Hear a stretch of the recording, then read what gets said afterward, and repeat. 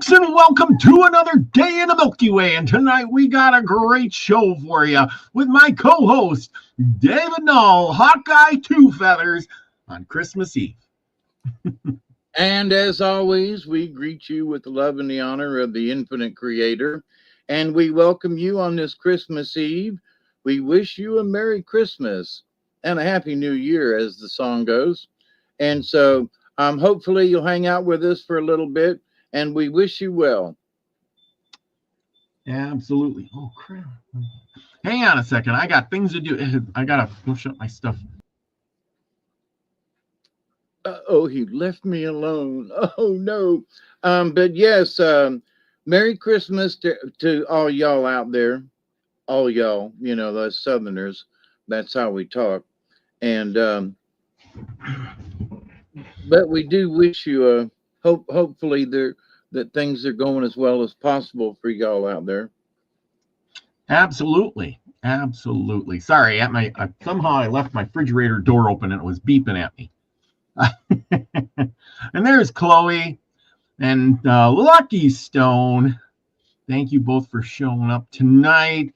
I'm sure there's a few people over at Max Vision Remote View over there, and I'm glad you made the transition. There you go. Christmas in the house. Yes, I'm back. I left the fridge open. No, I'm not done. I just had to shut the fridge door. Yes. Thank you all for being here with us. Grateful and appreciate you both. Thank you so much. You know, Christmas is a thing. I was just saying is I'd rather be here than, you know, I got to go to work and stuff. And so anyway, you know, it's all good. Anyway, tonight we're going to be talking. I've been reading this book. It's called 9 Years Among the Indians. And it's a pretty good book. And if I can put it up here on the screen, because I know I put it in here, I think. Otherwise, I don't know what I did with it. Hang on. I got too many screens. And it's got to be in this one. Yeah. There we go. And we're going to be talking about this guy, Herman Lehman. And I don't know if you've ever heard of him or not, but he was captured by the natives back in the day in 1870 or so. And, you know, interesting guy. He was a young kid, like 12 or something. You know, it was you remember that movie? I don't know if you ever watched it. I'm sure you have. The Little Big Man. Do you ever remember the Little Big Man story with Dustin Hoffman? Yes. Well, this is the real doohickey of the Little Big Man story. And who knows? Maybe it was based off of that. In the late 1870s or during the 1870s, Herman Lehman and his family, they came over. They were German. They actually spoke German yet. You know, back in the day, all these immigrants are coming over. They didn't take the time to learn English as they came over. They came over speaking German and hoped they'd learn English as they went. He was out playing in the yard one day, and the Apaches came upon the house and raided, and they picked up him and his brother, Willie. And you know, they were the Plains Indians of southern Texas and New Mexico. That's their area of territory. And if I can find that, I will put that up here too, because I have a map. So I think that's more of a map. There we go. See here, your New Mexico. It went into New Mexico and Arizona, and this was kind of their area. It did stretch into Texas, you know, areas like that. Well, we can see. Yeah, maybe I can blow this up. Arizona, New Mexico, and Texas. And you get the corner of Texas. So this is their territory that we're going to be looking at tonight. And of course, what were the Apaches? They had become, once the horse came along, they became expert horsemen. Probably not as good as the Comanches, but very good at that. They were basically their whole life was based on the horse, of traveling places, raiding other places. They would raid the white man's stuff. They would raid the other Indians, like the Comanches and stuff like that, and that's how they survived, about raiding. They would hunt buffalo and animals, and raid other tribes and stuff. And as you can see by this picture, here's an Apache guy on his horse. This is a little more modern because you can see he's got a scabbard and a 6-shooter, and he's dressed in clothes. So he was. Is he sitting on a saddle? Yes, he's got a saddle on too. Yeah. And bridle and everything on the horse too. Yeah. I think the Apaches, they started out more like this though, without the horse. And you can see in this picture, they were pretty much, travelers, but they didn't, without horses, just imagine that. Plains Indians, they moved around a lot. They built simple houses, little grass covered huts, because they lived in the Arizona, New Mexico area where, you had some kind of grasses and brush. But you can also see this is a newer picture. They got a wagon and clothing instead of buffalo hides. By the time these pictures were taken, the buffalo were long gone. Speaking of that, that's when back in the day when they would go and fight on horseback. And now this is more of a realistic picture, them carrying their lances and guns and as horsemen trying to raid the wagon trains and things like that, put it that way. So back to this picture here. And this is probably what you would see. You probably wouldn't be raiding your place with a fancy bridle and halter on. He probably just had a leather hide rope for a bridle and bit, and a well-trained horse. Probably, as you see him here in his authentic, he probably had some moccasins on and literally a thong and not much clothing. This is what I find out about these people. They weren't much on clothing, especially, of course it's hot. So what can you say? So we're going to go back to this guy, if I can find it. So imagine the horsemanship of that gentleman right there riding bareback. Yes. I mean, it's just, they were absolutely amazing on the back of a horse. Yes, absolutely amazing. I mean, their whole way of life was based on the horse. And we're going to get into that in this book that I'm going to review for y'all. And we're not going to do the whole book. This is going to be a two-parter. Sorry, everybody, but it's going to be a two-parter.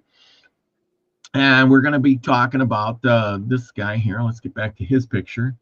And Herman Lehman and 9 years among the Indians.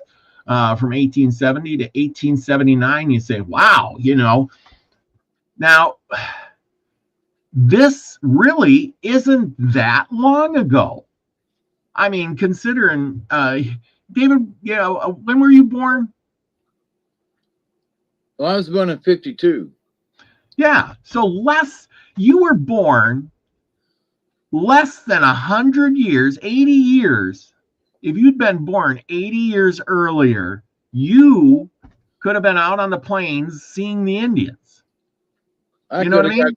I could have got snatched up by the Indian. Yeah, literally. I'm not kidding. I mean, we think of, when we talk about this stuff, it's like cameras were invented. People were out there taking pictures of the real. I mean, we got to be so lucky that they invented this stuff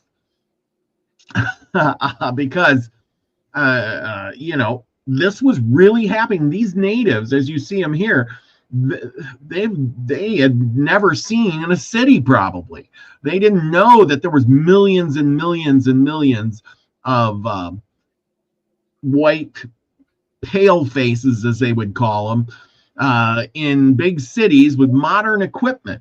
By 1870, the railroad had already put the Pacific Northwest Railroad in across the country to California, while the Indians were still hunting buffalo. You know what I'm saying? So, or you could get scalped, David. That's what Savage Lee says. You could get scalped.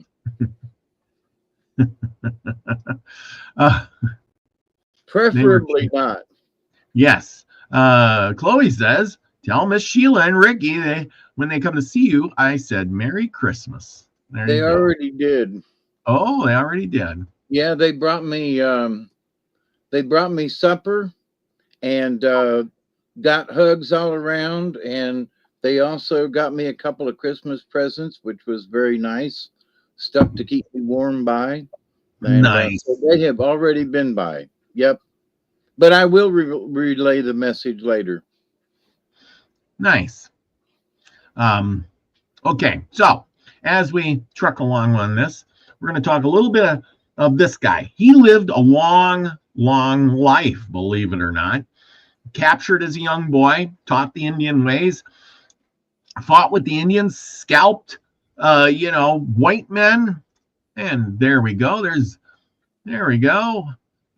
Max Vision. Hey, thank you for coming tonight. I see your show over there. I stopped in for a bit, and it looks like Christmas presents going around. But I had to go. Got to do the show. Savage Lee says, Merry Christmas. Merry Christmas. There you go.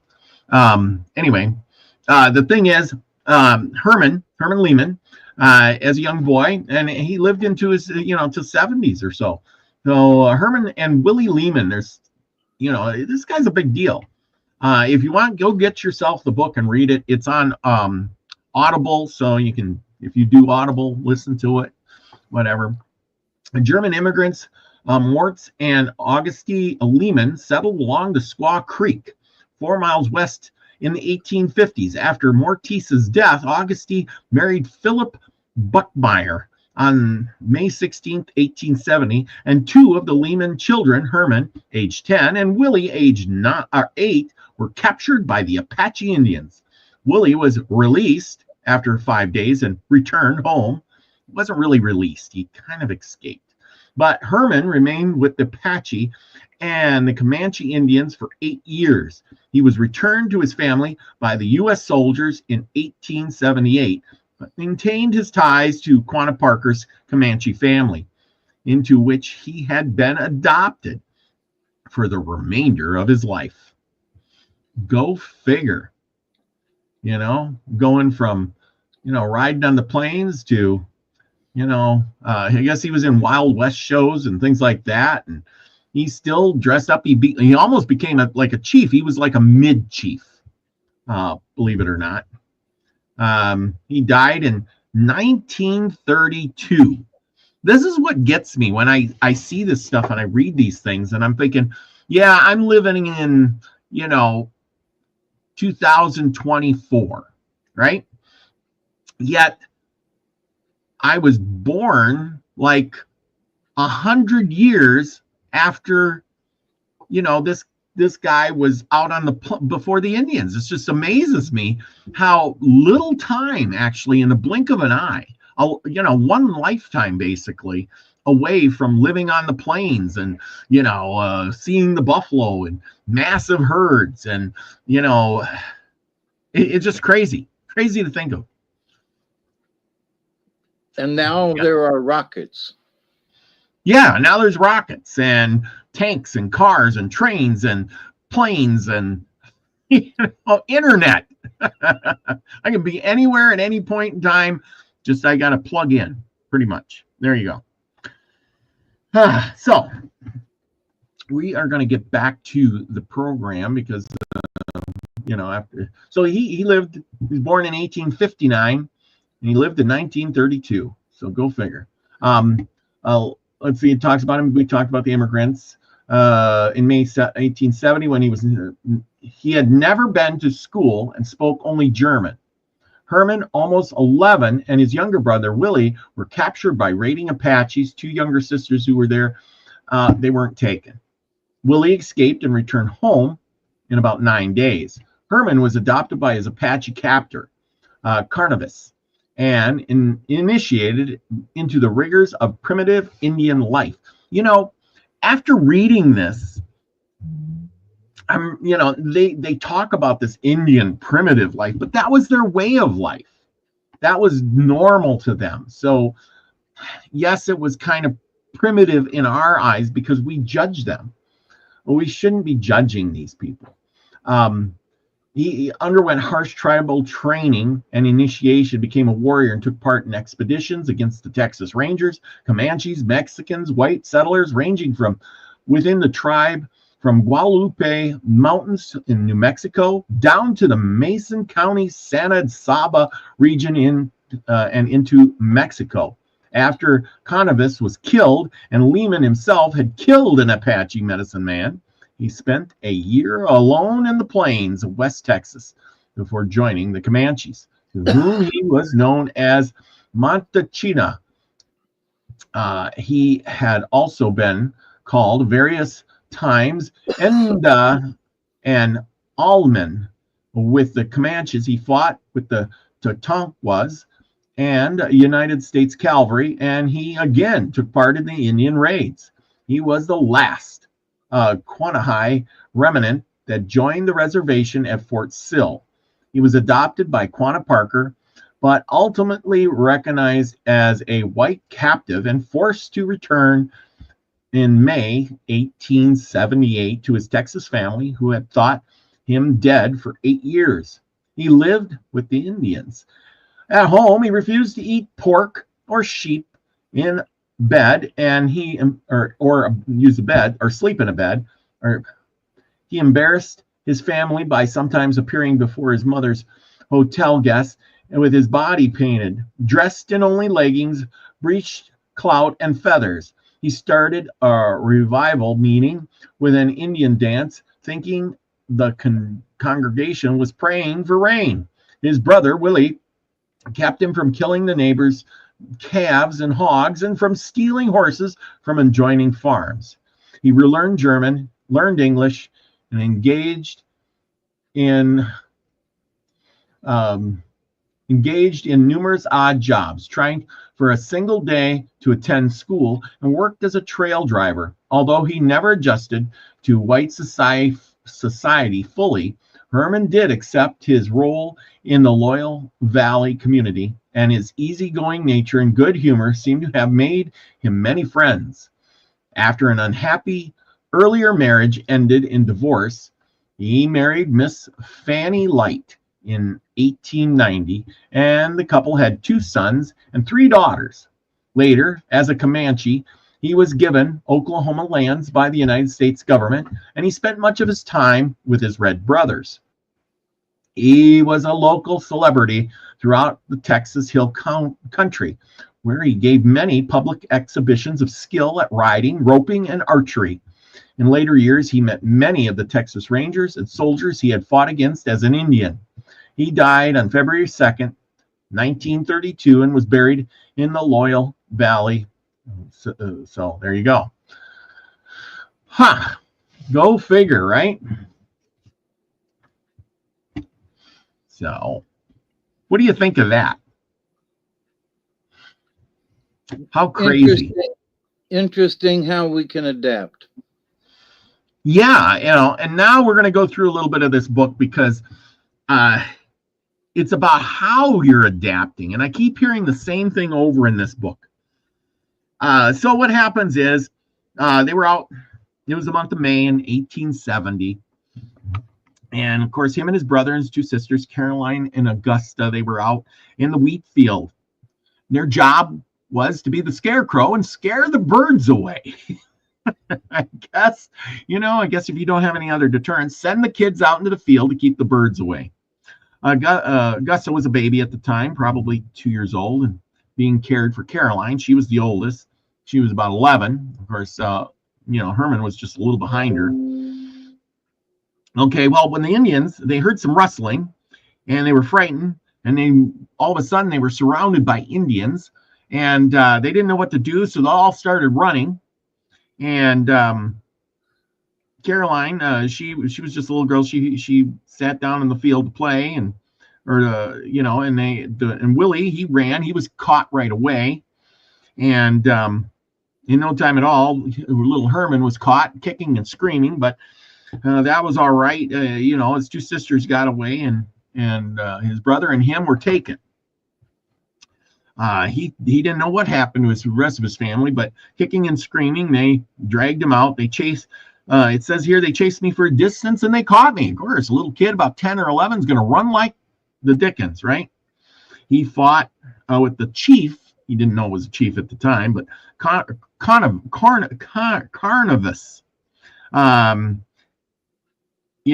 But anyway, the Indian, he said, slapped me, choked me, beat me, tore my clothes off, and threw away my hat. He thought he was going to kill me.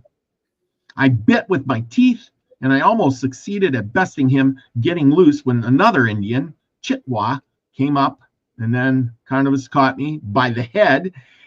Grabbed him, I don't know, maybe grabbed by the hair or something. And it gave me but anyway, the Indian they grabbed him by his feet, and they took me to a rock fence nearby where they gave me a sling to my face, and breast plowed me up on the rocks and sand on the other side, and was so completely stunned by the jolt. Imagine they threw him or hit him or something, that I could not scramble to my feet, and two Indians had cleared the fence and were upon me, and next thing you know, they were beating me some more, dragging me through the brush. Remember, now he is naked. He has no clothes on. They ripped everything off of him. He's stark naked. They bound him, securely bound him with bucking, and then bound him onto a horse. and then because how else are you going to haul this kid around? So they just tied him onto the horse, kicking and screaming, they naked as a jaybird, and then the horse, they took off and ran through the mesquite brush. I'm not so familiar with Texas flora and fauna, but I think they got brush down there with big thorns. Yep. I think that's mesquite and cat claws, they said. And the sun was blistering my naked back and limbs. Death would be a relief. He says this very often. Death would be a relief. My brother Willie got the same predicament. Okay, so and they were headed to the Mosey Mountains, where they located some more horses in a valley. This was a raiding party, and they were out to get lots of horses and steal supplies and horses. Anyway, one of the guys. Willie was unable to run fast either. So the Indians returned with the stolen horses, and then they rode on for a while northwest, past this place called the Kaiser Ranch. And after that, when they put the kids down, it says they hobbled them. I imagine they tied their feet together and bound them some way so they couldn't run around. So they just laid down to rest, and they made no fire, nor did they eat anything. They had nothing to eat since breakfast, talking about the kids, and it was almost late night when they were roused and set up by Willow Creek. I don't know where Willow Creek is. I don't know if I have a map for that or not. Let's see if I got a map. Willow Creek. I wish I knew Texas better. Maybe this is it. Okay, well, anyway, there's a lot of places. I got to get a map of Texas better so that we can see where these places are. Okay, so they scouted around, and Carnivus, that was the guy that caught him. They rode some more, and then eventually they came across a cow calf. Now, this stuff gets really interesting because We found a young cow calf lying down, and he made signs for me. He's already telling the kid, go and catch that calf. And he's using him like a dog, right? I was not afraid to obey, and so I caught the young calf, and then Camovice, another guy, jumped down, cut the calf's throat, cut it open, plunged its knife into its stomach, and got out the soured milk contents and ate that nasty stuff with relish. And it was sickening to me. I imagine, the cow had just suckled off the mother and that milk was in its stomach. Now, I've never heard of these things. This is why I thought this book was so good. So then they waved him over. It was probably like cottage cheese. Probably. And of course, the boy probably never had anything like that. But it gets worse. So this poor boy says, it was sickening to me. So I turned away in disgust and sick to my stomach. He made signs for me to come and eat. But I rubbed and nauseous, all over my, and I got nauseous. Well, he grabbed me, took my head into the calf's pouch, and rubbed my nauseous stuff all over my face. So he basically took the stuff and rubbed it all over his face. Can you imagine that? I would be puking. This kid's got to be tough right there. I mean, I've never heard of this, but this is, yuck, yuck. I agree with Chloe there. But anyway, he was sick to his stomach, and then he held his nose and he held my nose. Can you imagine this Indian taking this little kid, holding his nose, and he made me swallow it. But the stuff would not stay down in my stomach, and I vomited continuously. Then he cut out the kidneys and the liver and compelled me to eat some of them while they were warm with the animal heat. I would vomit and mess up. I would gather, but he would, can you imagine this? Now listen, he would vomit. Now everybody's sorry about the grossness, but this is the God's honest truth here. He vomited up, and they would gather it up and stuff it in his mouth again. And sometimes they would gather it up and soak it in a little warm blood and make me swallow it down again. The blood settled in my stomach, and I finally retained the revolting filth. Then Carmen's took me to a hole of water, washed my face, put me on the horse with him, and went to rejoin the other Indians of our party. Now remember, he's still naked. He's just this little naked kid out there with his face being stuffed into, from a calf's stomach with sour cottage cheese milk, and saying, here, eat some of the liver, eat some of the kidneys. It's good for you, kid. Make you grow strong and healthy. So, I don't know. Well, they traveled some more. Of course, they're with their stolen horses. They went on with Willie. After a long way,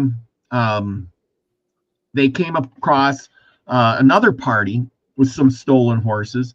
They all came together, and they traveled until they came to a muddy pond. Now, this is really interesting, and I think you'll get a kick out of this one. They came to a muddy pond full of bugs and laden with essence of frog. Now, you got lots of ponds and stuff by you, and you know when there's frogs and it smells kind of funky, right? Yeah, and you can hear them too. Yes, exactly. They dismounted, and the Indians pulled up a lot of nice, clean grass and spread it over the water and used it as a strainer. Did you ever hear that? Mm-hmm. You did? Yeah, they're sort of like a basket, yeah. Wow. I've never heard of that.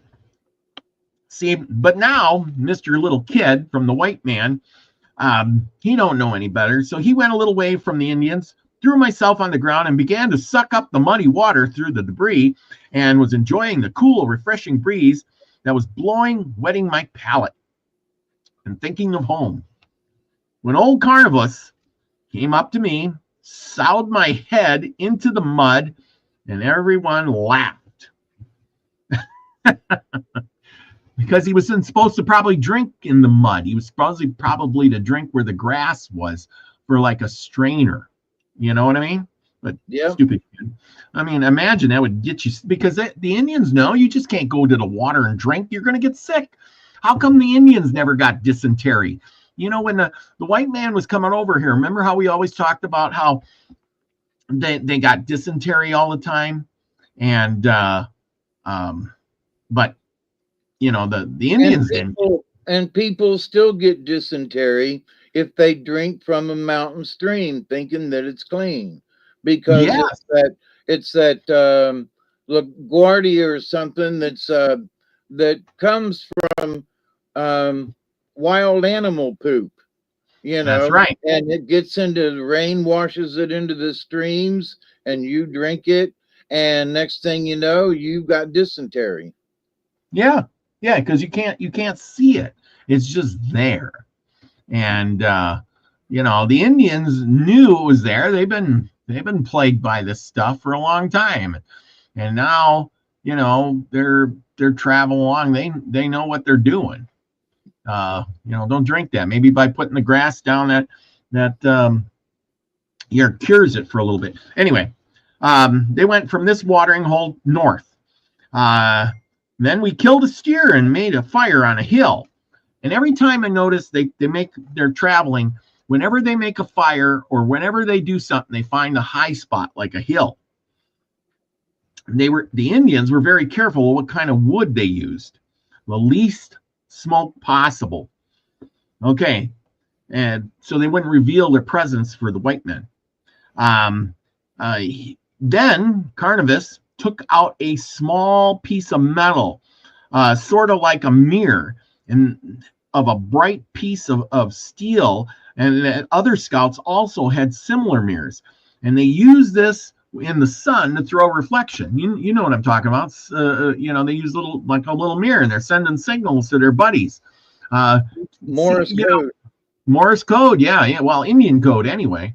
I mean, we don't give them the satisfaction of, you know, we call them, you know, they were savages and they didn't know what they were doing and low intelligence. But no, they were smart. They knew to make their fire on a hill with good wood so it didn't make smoke. They knew how to signal their buddies that were miles away, probably with a little mirror, you know, like with Morse code almost. And you know, how ingenious. Very ingenious. They knew what they were doing. Anyway, they moved on. They washed and dressed. Oh, well, they got to another Indian camp, and they wanted to get me. One of them wanted to get him on a horse, and I brought the animal. He threw me and was there. They washed and dressed our. So they got this group of Indians, and they washed and dressed our sores, painted us up like Indians. After which they placed us on horses for a long ride. They had forked stick Indian saddles. And see, this is something I didn't know. I thought the Indians rode like this. You know, we were just talking about how the Indians rode, right? They rode like this. But apparently they had some kind of saddle. And, you know, when we looked at this guy here, maybe it looks like he's got a Western saddle on, though. Yeah, that's a Western saddle. Yeah, because you can see the things there. But and you can see the stirrups. Yeah, you know, that's a real Western saddle. But a forked stick saddle, you know, so maybe they did have some kind of saddle like here. See, here's a forked stick. See that little, that's not a cowboy saddle. See this forked stick right here? You see what I'm seeing? Right here? Yeah, see, that's the fork stick right there. Fork stick saddle. They were not very comfortable for us by any means, as we were naked, and these saddles more than tortured us. I can't imagine. It says that our faces blistered by the scorching sun, our skin peeled off our backs and breasts, our feet and hands tied, where they'd rubbed against the saddle, the forked sticks, and meant was worn away nearly to the bone. My suffering couldn't be any greater. I wish I was dead. Again, you know. Well, anyway, on a fifth day, the horses, they were traveling westward on fifth day after our capture. They were by Lipan Creek. And if I got a picture of this Lipan Creek, I don't know if we can find it on here. The Sabrine, the Rio, the Conchas, nope, Sonora. It would be over here somewhere, probably, but I don't think it's on there. The Pecos.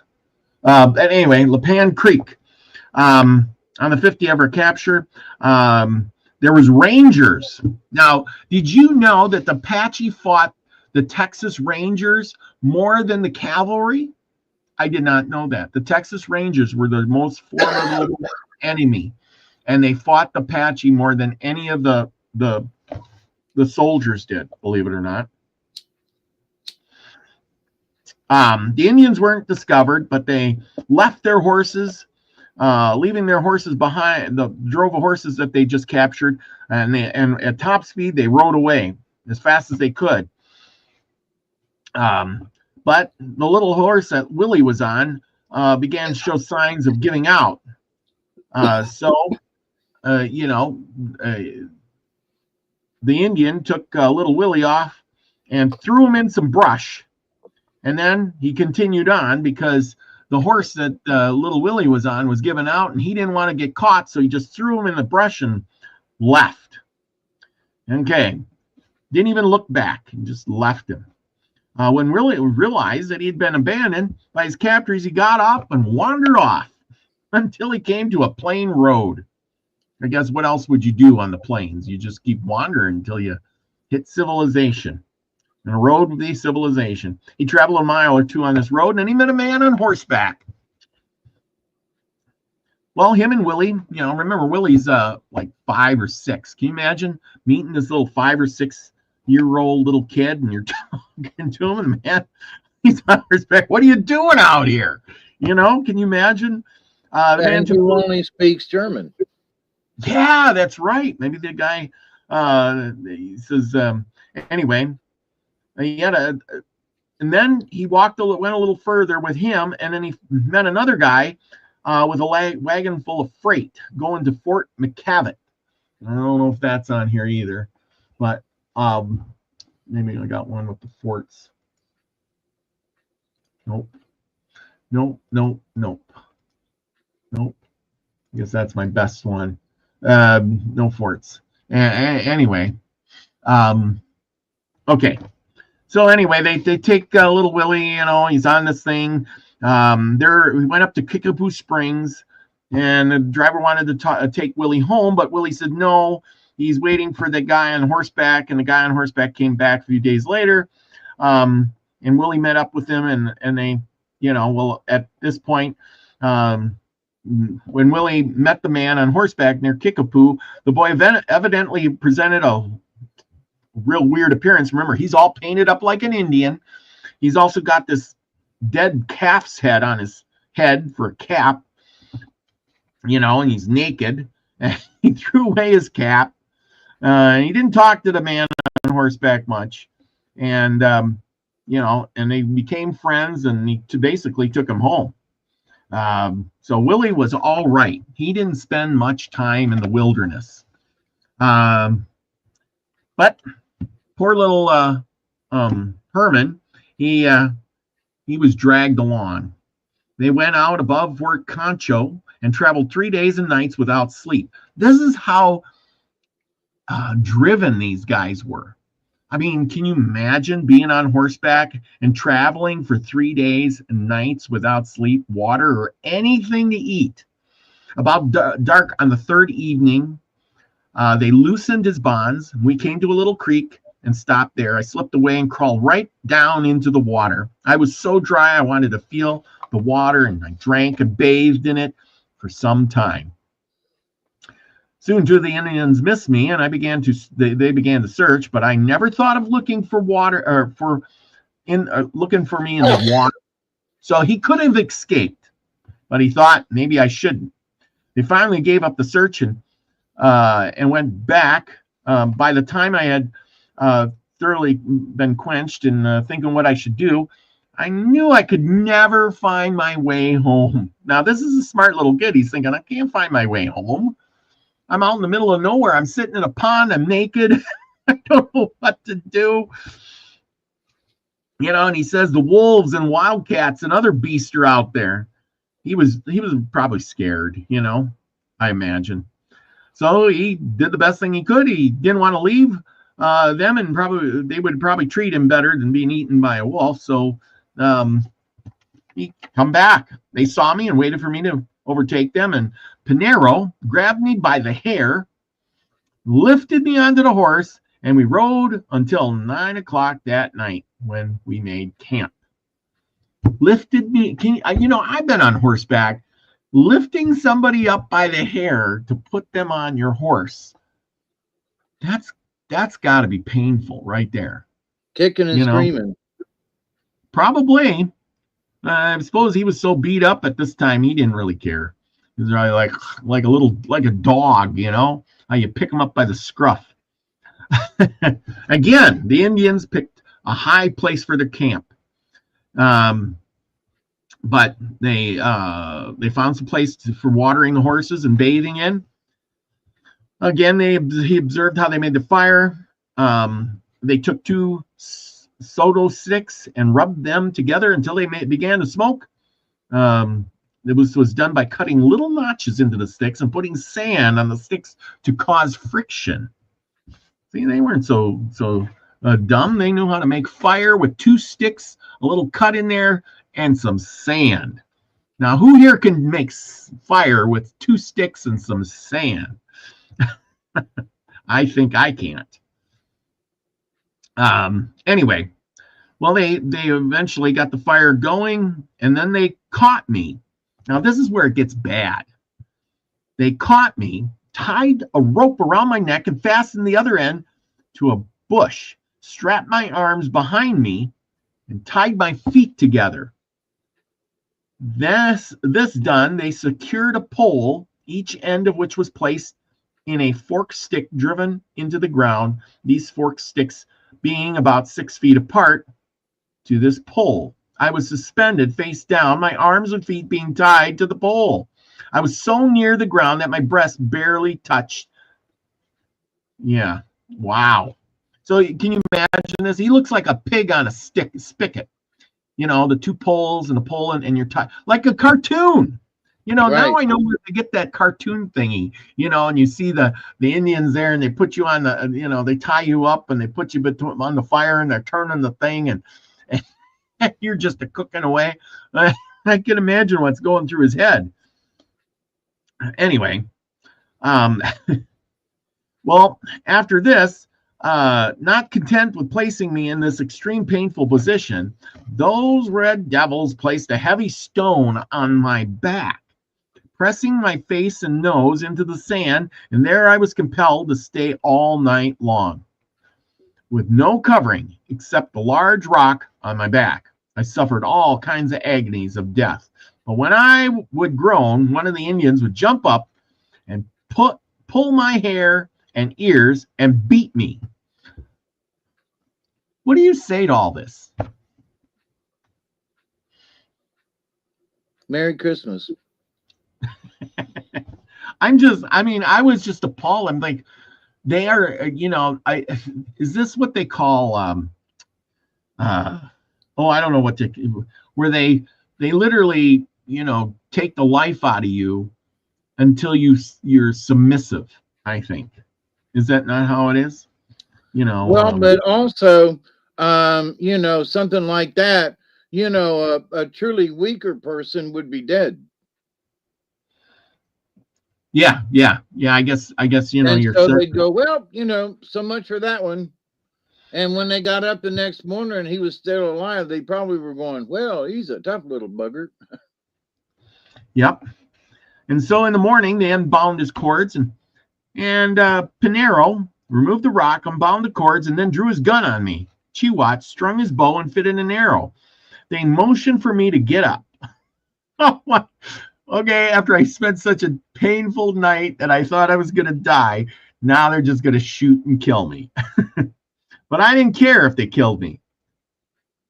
For I was willing to die right there. You know, this is, I mean, I guess, you know, I mean, see, this is the thing. I think nowadays people, kids that age could not do this. They would die. They would die. You know what I mean? Yeah. I was willing to, you see, he was willing to die, but after several attempts, I rose to my feet and I was so sore and stiff that I could not stand at first. I was a perfect scab, and a little moving about soon made the worst sores run. So he's bleeding out of his sores. The compulsion and the bloody water covered me. They put me on a horse, and we started from there without breakfast. So no breakfast. Again, no food. This kid's got breakfast in his head. Like, every morning I get up and Mom makes me 2 eggs and some bacon and a bowl of cereal. Not anymore. So now he's starving too.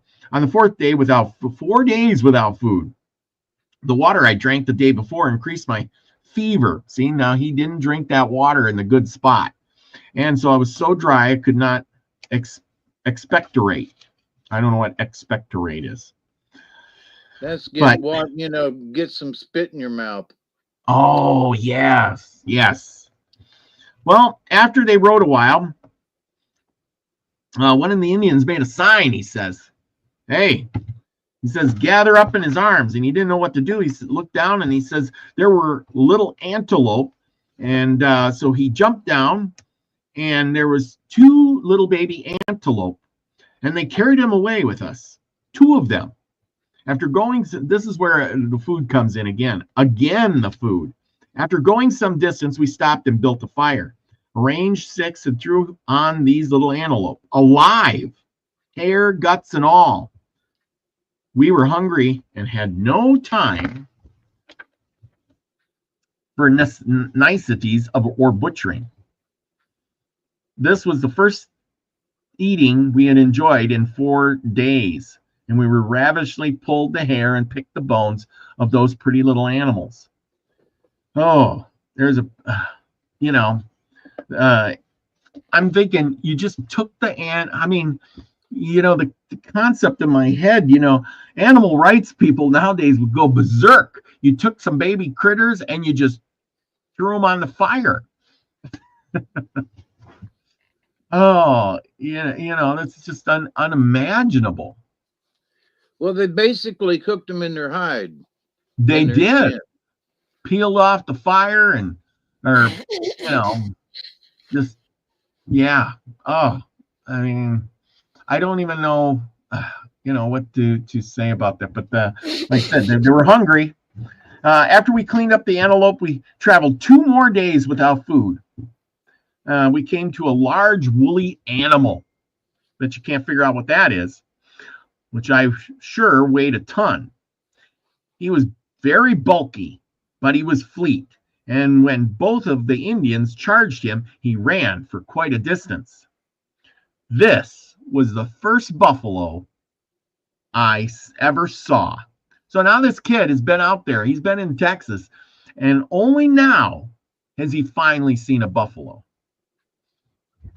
So can you imagine how many buffalo had been killed off by this time? Because, this is 1870, and the buffalo hunters have been out there for what?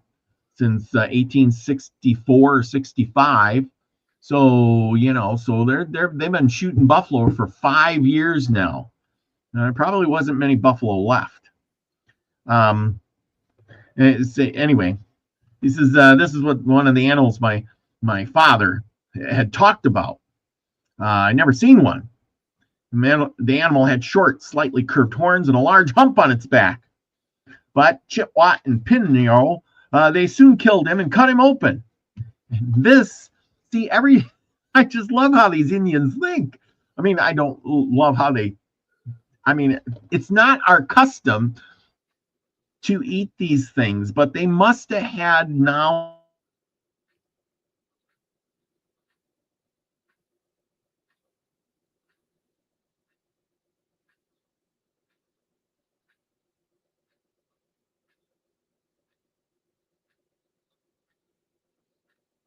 Hello, well, I can't hear you.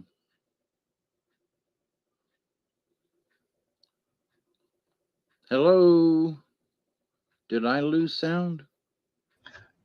Vac? Yeah, there you go. Oh yeah, okay. It was just the thing redoing itself again. Anyway, so once they got this buffalo, they took out the entrails, meaning the guts and everything. And I don't know what gall is. Do you know what gall is? Gall? From the gallbladder. Oh, yes. Yes. That could definitely be. Also, I might not be true about this, but the gall also would be could be in the gallbladder. Good. Yeah. So, they took out the lining and they ate what was in the stomach. I mean, well, it would have had to be just chewed up grass, no? Yep. Why would you eat that?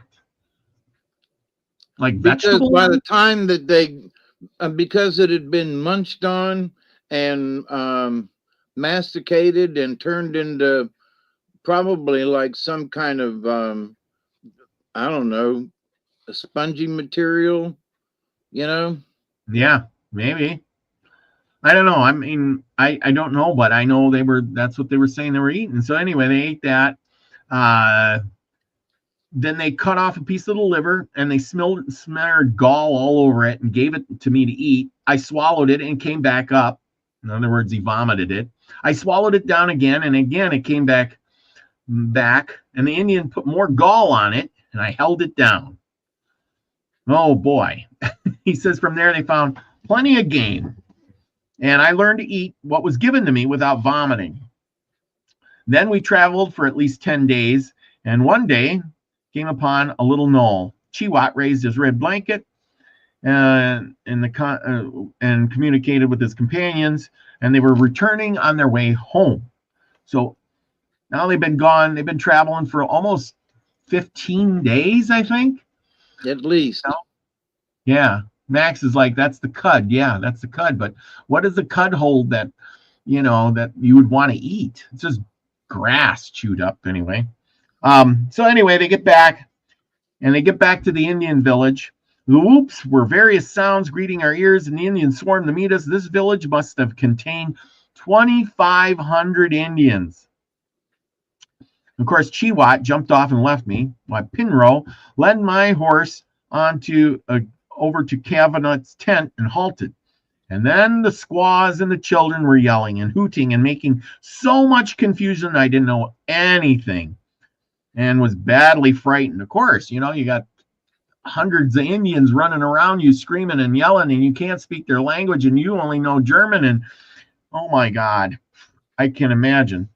Okay, he says, one fat, squabby, heathenish, hellish wrench grabbed me, pulled me from the horse, pinched me, slapped me, beat me, threw me down, wallowed me, while the others looked on with great glee. At last, the old prolificate let me up, and the whole camp came marching around me, dancing and yelling. The old squaw was right in front of the group, the braves in the second squad, and the young girls and the boys brought up the rear. The women, their incantations, the warriors fired the guns and yelled. They caught me by this storm passed over, and out came an old buck, meaning another old Indian, with a big knife, and caught me by the hair. Again, by the hair, man. I'd be shaving my head. I thought he was going to scalp me, but he was only shingling my hair. I don't know what that means. Shingling? Of course, he occasionally cut off a plug of my scalp, and the blood trickled down my back, over my face, and covered my shoulders. But I kept a solid countenance and tried to conceal my fright. Another pesky barbarian who had been heating a small iron came up and stuck that hot rod through my ear. And I'm not talking about a car. burning a hole as it went. So in other words, they pierced his ears right away, both of them, while the others held me down. I'm after I'm reading this, and it's like, oh my God, this, remember, he's naked, he's painted up, he's sore, he hasn't had much food or water in like days. Now he's getting his ears burned through. And then, of course, after they burned his ears through, they added to my misery. He turned to a hot iron to my arms and burned great holes there. And he still has the scars. I fought and kicked and ravaged, but they beat me and burned me until I could stand it no longer. And I became exhausted and I wanted to die. And of course, I wanted to die again. I hear this in this book over and over, and I wanted to die. I was poor and weak and faint, and I grew very sick. Everything went dark, and I fell down and lay still. I don't know how long I laid there, he says. Well, anyway. So eventually, he got up. They washed him, bathed him, cleaned him, and oiled him. So that's what they did for a while. And then eventually, food became scarce. We were sent down to a little creek and almost dried up. Only stagnant pools. Now, you're going to love this one. And this is a good one. When food became scarce, we went down to the creek that had almost dried up, only stagnant pools remaining, and caught fish. I was so hungry that I wanted to eat the fish, but my companions told me that would offend the Great Spirit. I tried to argue the question when the chief came up, and getting meaning of my talk, he picked me up and tossed me over into the creek, probably with the invitation for me to help myself to the forbidden game. Fish were forbidden? The Great Spirit said no fish? I don't get it. Okay, what do you think of that? I don't know. I know that not all tribes were like that. I mean, the Seminole lived off of fish. So did the Northwest folks. They lived off of salmon and fishing. So it wasn't true of all peoples. Yeah, that's what I thought. We've read how many times that this is what these people were living on: oysters and fish and, all kinds of food from the rivers and salmon and you name it. But these people, nope. No fish. Like, what was wrong? What would be wrong with the fish? I don't get it. Maybe it had to do with the muddy water or something. It could have been, the condition of the water, and could have been something. It might not have been just about the fish. It might have been that the water was stagnant and the fish, could have been, and it could have been that. Okay, but here's what happened. While in the mud, I found a hard-shelled turtle. The Indian boys were delighted with that and soon joined me in catching turtles. When we had secured about 50 of these, we took them to camp where the squaws built a big fire, and we threw them in on the hot coals. Some would crawl out, only to be picked up and thrown back into the fire. They were roasted, shell, entrails, and all, and we ate them, and they were good. Yep. So they can't eat the fish, but you can eat the turtle. Yep. I don't get it. Oh yeah, here's a map with all the stuff. That's what I was looking for. Fort Bowie, Lowell. It should be over here somewhere. Verde, Apache. Oh, Lena. I think it's Lordsburg. Maybe I can find that on here. Anyway, I'll have to get a new map for next time. So this next part is he becomes an Indian, and then we're going to call it a good day for me, and then it's all up to you. But anyway, he goes ahead and now they're eating, he's getting food, and he's thinking of things, and he turned over, he's laying on the ground, he's sleeping on the ground, he's bathed in oils, he's becoming an Indian now. Let's see. So anyway, he had one of the guys gave him a blanket. He spread it on the ground with supply. Oh, they gave him. Oh, they put out a blanket. Okay, these Mexicans were going to show up, right?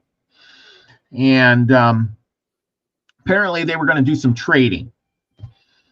And on that blanket, they put some sun-baked bread, palokia, and cooked and raw meat was before them. On either account, in my extreme hunger, he says, or divine providence, I seized the raw meat and began to eat. See how they converted him already? Instead of grabbing the cooked meat, he grabbed the raw meat. That pleased the Indians, and they immediately began to pat me on the, of course, pat me on the back, I suppose. If I had first touched the cooked food, the Indians, they would have probably beat me, and because that was the food of a civilized man. And then I would have probably likely been tortured to death. Smart move there on his part. Either that or he was just grabbed something and it happened to be the raw meat. You know what I'm saying? So anyway, after that, I was strapped. Let's see. They pleased him. After the feast of the Indians, they gave me a large jug and sent me to the lake. Now remember, he's a little kid, and now he's going to start doing lots of work. And this jug was made of dogwood. It was plated or woven together and cemented with pine pitch. It was strapped about my neck, and I was sent to the lake to fill it. Several little Indian boys went with me. They showed me how to fill the jug, and they helped me up. And then the water was so heavy that I was so small and weak that I pulled me over and I fell, getting dunked back into the water. I tried to raise it again, and the water jug held me down, and the boys laughed. They assisted me to rise it again, but just as I straightened my head, they turned me loose, and the jug pulled me over and did that dunk back into the lake several times. So, they're making this little kid work until he has no energy at all. So, anyway, that is how his life was going. And we're going to stop there because that's about an hour. And I hope you all enjoyed a little bit of this. We're going to get rid of that. But anyway, if you know, this is the book, 9 Years Among the Indians. It's pretty darn good. Elderberry's in the house. Hey, there you go. And like I said, it's very interesting, all the adventure stuff he went through and the hardships. And then when he gets all done with this, in the long run, let's look forward to the long run, that he don't want to go back to the white man. He liked his life as an Indian. He wanted to be with the Indians, and so it's kind of a turn of events. You're a white man, you're going through all these trials, and then once you're there, you're beaten, you're whipped, you're kicked, bruised, burned, shot at, scalped, kind of, and then you want to stay with them. It's kind of like, being an abused woman and saying, my man loves me. See, he gave me a black eye and broke my arm. I don't know. Oh, boy. Anyway, what do you think of all this? What's your take on it so far?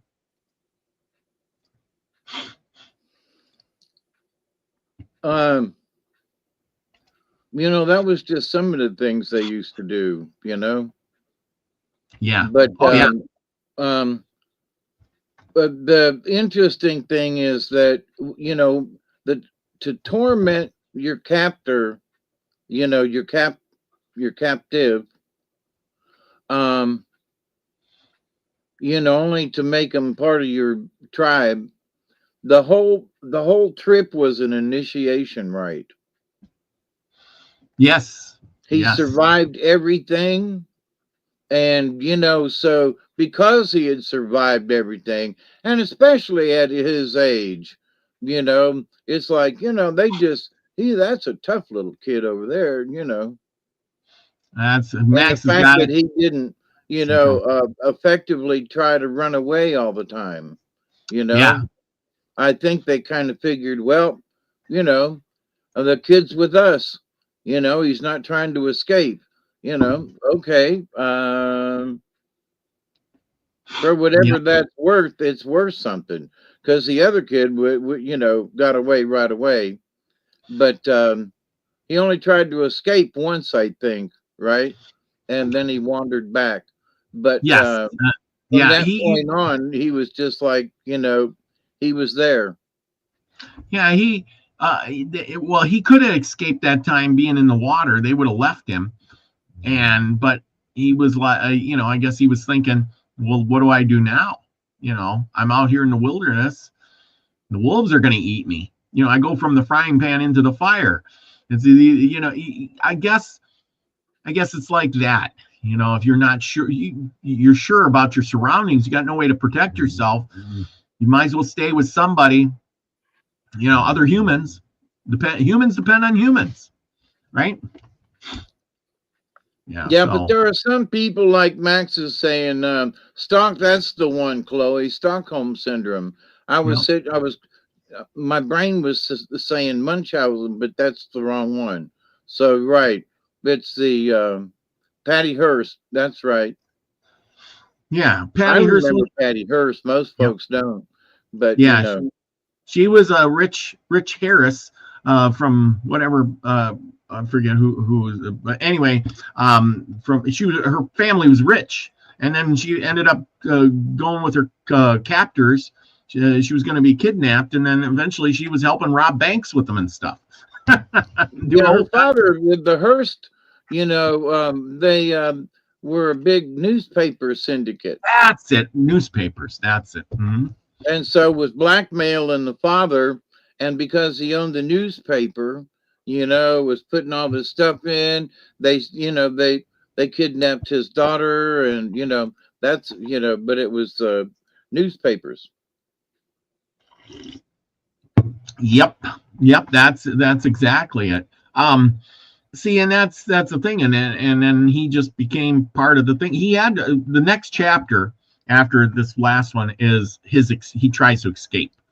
They put him on horse duty, and they sent him out to the pasture with the horses, and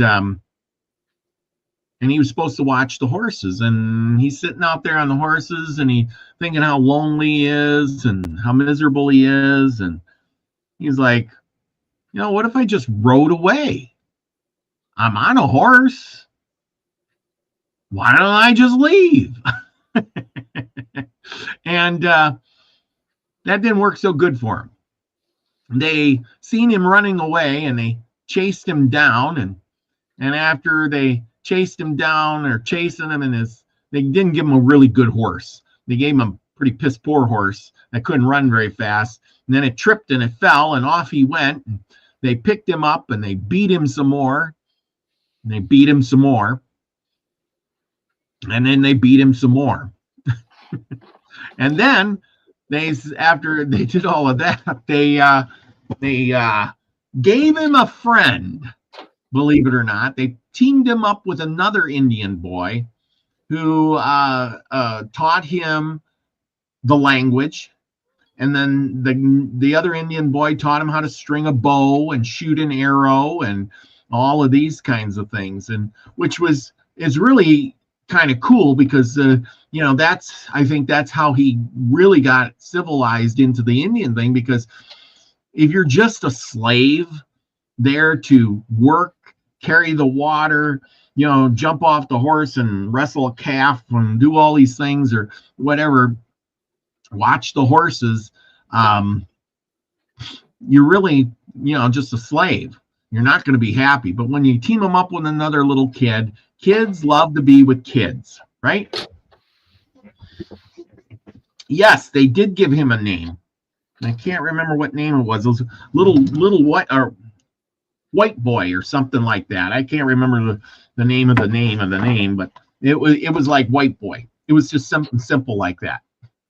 Go figure. They really put a lot of thought into that one. Well, but he did did get more names. Anyway, from the well, who was it? The guys, the Comanche gave him names. They gave him more names. If I can find that here, or was it this one? Yeah. Anyway, they called him something. The Comanche did. Is only regular white captive for so no. I'll find it. I'll have it for you next week. I remember there was a name that they gave him. They called him, and it was just White Boy. And in the Comanche words, he was called Monoteca. Monoteca. I don't know what it means, but I'm going to look it up, and I'll have an answer for you next week. But in the Comanche, he was Monoteca. But he was more, lived with the Apaches more. And the reason he ended up with the Comanches is because of all the wars and stuff. And I'll get into that next week, because what happens is he's in the thick of it. Once the Civil War got over, the people started moving west. The Civil War ended. The railroad was put in 1869. And from there, everything went downhill, because now the railroad, you could go to California on the rail, and you could get out to places out west really quick. Instead of taking the covered wagon and traveling hundreds and hundreds of miles over rivers and streams, you could put your wagon onto a railroad car and ship yourself out to Texas. And then you just, jump off the train, get your rail car or your covered wagon, and away you go. I mean, making it really easy, and of course, for the buffalo hunters, what do you do with all those hides? You got to drag them on wagons to the railroad, and the railroad ships them back to the cities where they can be processed, because you don't have factories out in the middle of Texas, in the middle of nowhere, that could process buffalo hides. Is everybody ready for a story? I know I am. What do you think? Are you trying to cue me in? I'm cueing you in. I know you're ready for your story here. Yeah, I'm ready too. I think I'm getting it ready as I babble. Crystal Shaman's in the house. Thank you for coming tonight. Chloe, Elderberry, thank you. Lucky Stone. He says that what's her name? Patty Hearst. She was sentenced to 7 years in prison and served 2 years. President Carter, that was back in the day. I remember President Carter commuted her sentence, and she was later pardoned. How about that? And you know why she was pardoned? It's because her dad was rich. Max Vision's in the house. Thank you for coming. Let's see, anybody else that I've seen in here? Thank you. Thank you, everybody, for joining us tonight as we get ready to have a story. I love these stories. So there you go.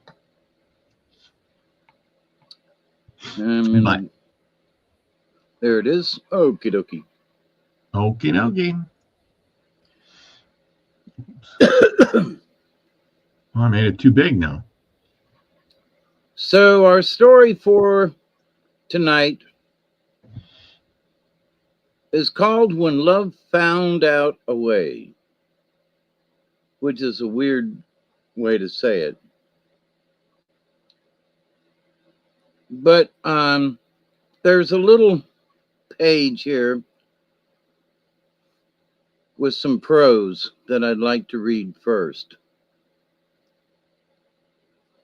Ye whose hearts are fresh and simple, who have faith in God and nature, who believe that in all ages every human heart is human, that even savage bosoms there are longings, yearnings, strivings, for the good they comprehend not, that the feeble hands and the helpless, groping blindly in the darkness, touch God's right hand in that darkness and are lifted up and strengthened.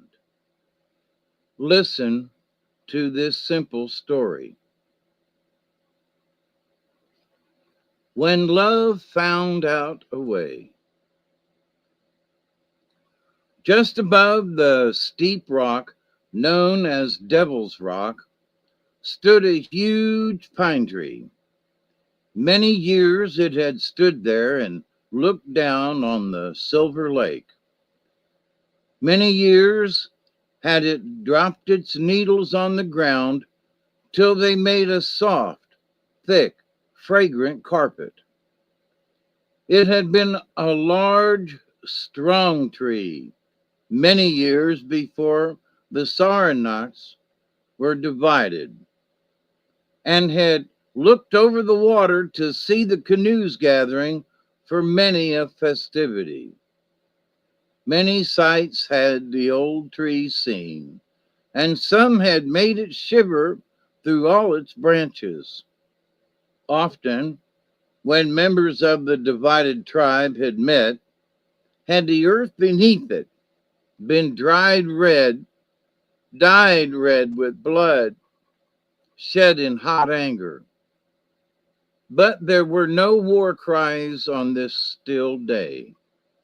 Not a sound broke the stillness, save the gentle washing of the water against the steep sides of the rock. And yet the old tree was waiting, silent, motionless, grand, it waited. Presently, through the stillness, sounded the lightest footfall on the carpet of the needles, and a tall, straight Indian girl came into view, looking from side to side as though expecting to see someone or something. Finding the spot deserted, she seated herself under the tree and leaned her smooth dark head against the old trunk. Then indeed the old tree was happy and spread out its branches lovingly above her. The sun's rays were already coming aslant through the trees when a canoe shot into sight from around a bend in the shore.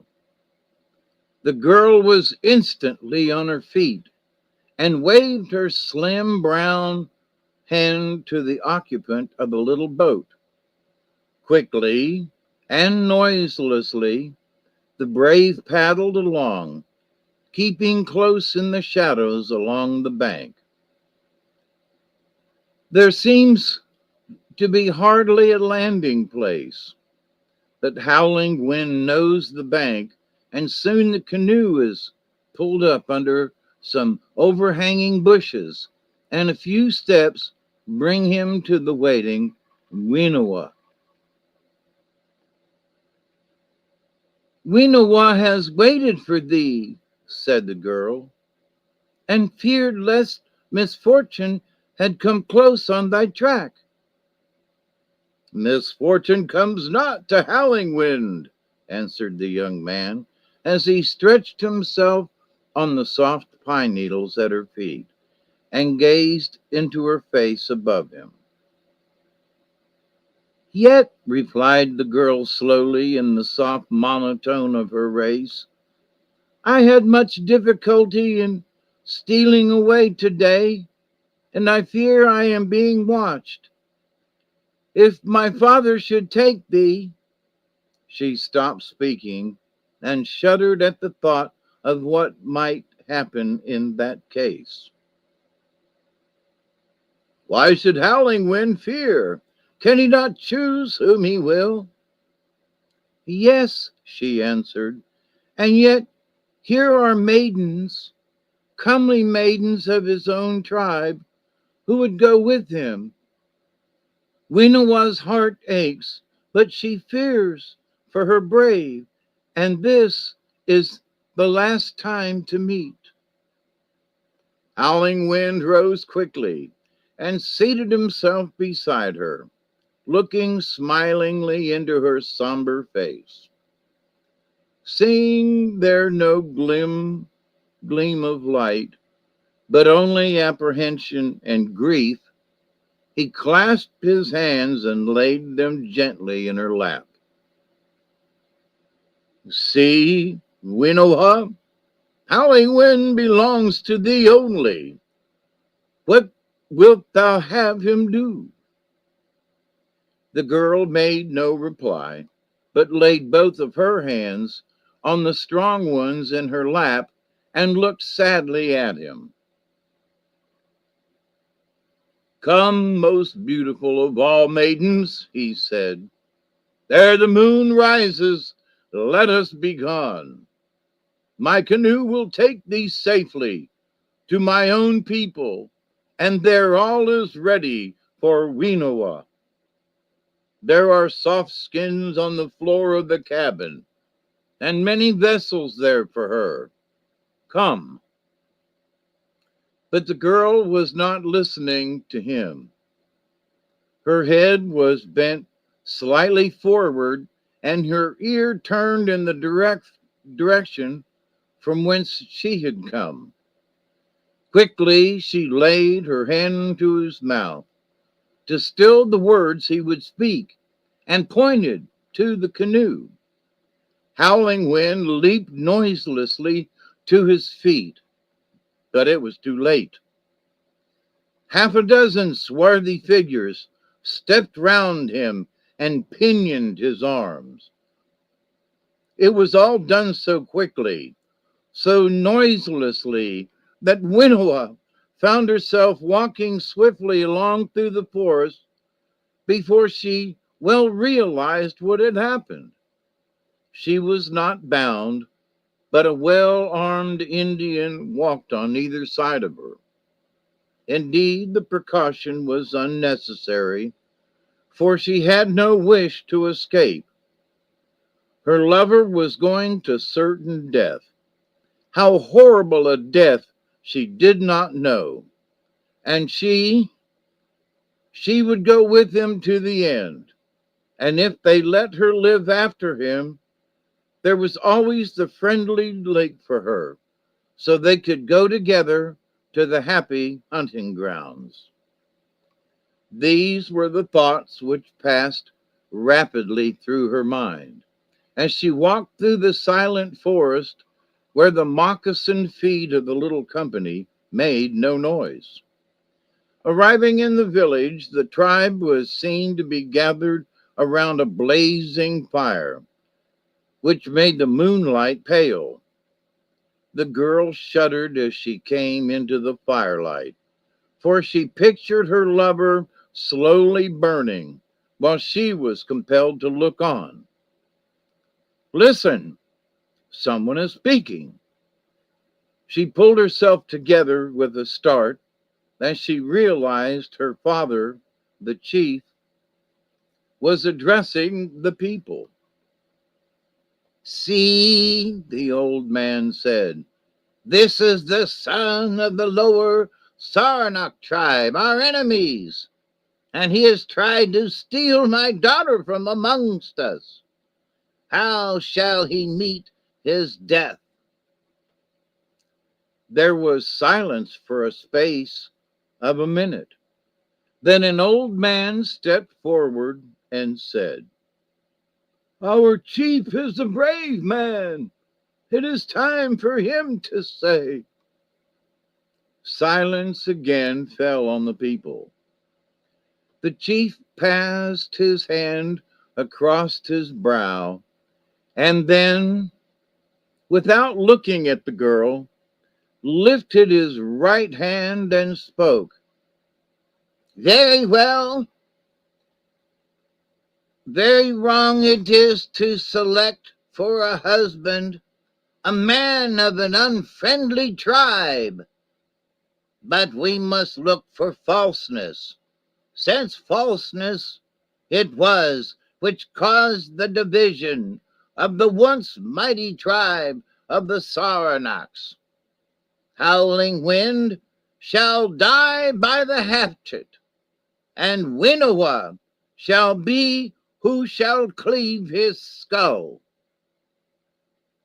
For one moment, Winnowa stood as though struck a terrible blow, then raised her head, and with one glance at her lover, as he stood bound fast, she stepped into the light cast by the blazing fire. Proudly she bore herself, as became a chief's daughter, and there were many admiring glances cast on her, as unwaveringly she received the hatchet from her father's hand. Surprise was written on the faces of the tribe as she walked to where her lover stood a little apart, with his hands bound behind him. Lifting the hatchet firmly in her hand, she brought it down on the cords which bound her lover's hands, severing them clearly and cleanly. Before the astonished tribe had realized that instead of a broken heap, there was an empty space where the captive had stood. Howling Wind and Winnowa were deep in the forest, running noiselessly, Winnowa leading the way till they turned off the trail and crouched in a shallow cleft of rock hidden by bushes. Silence ceased to reign in the forest. There were cries and tortures and much passing. Finally, when the sounds had gone beyond them, Winnowa, grasping her lover's hand, led him by a circuitous route to where his canoe was still hidden in the bushes. Softly they pushed off and paddled in the shadows of the shore, making for the lower lake. When they had gone in silence, far from the noise of search, they floated out into the middle of the silver lake. The round moon shone down on them, and the night winds whispered to them softly as they floated on to where the little cabin was waiting, with the soft skins on the floor. The end.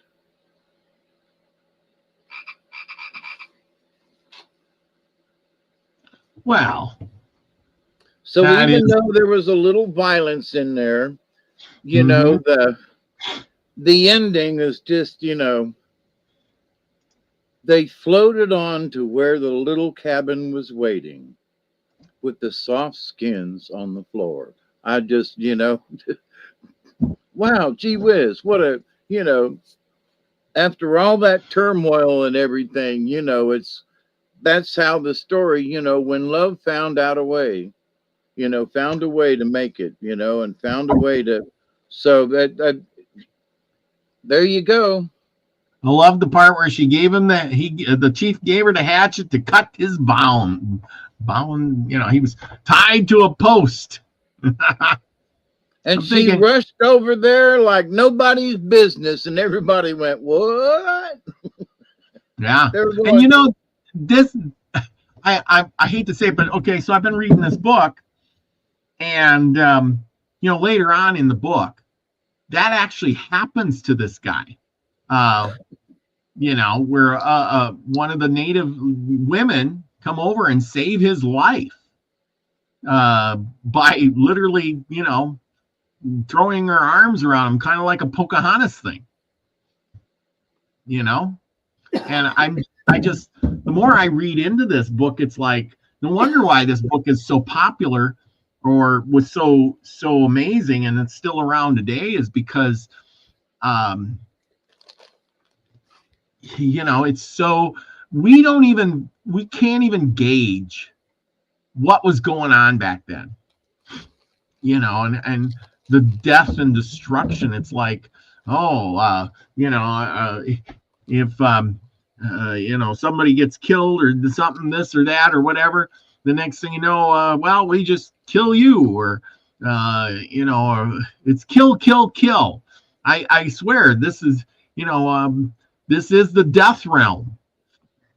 We kill for everything. If you don't kill, I don't care who you are. If you don't kill, you don't live. You eat plants, they're living. You got to kill them. You want to eat meat, you got to kill something for that. Everything is kill, kill, kill. It's crazy, the death realm, for sure. People we don't think about it like that. I just seen because the worst that we have to do is fight the line at the checkout. Yeah, exactly.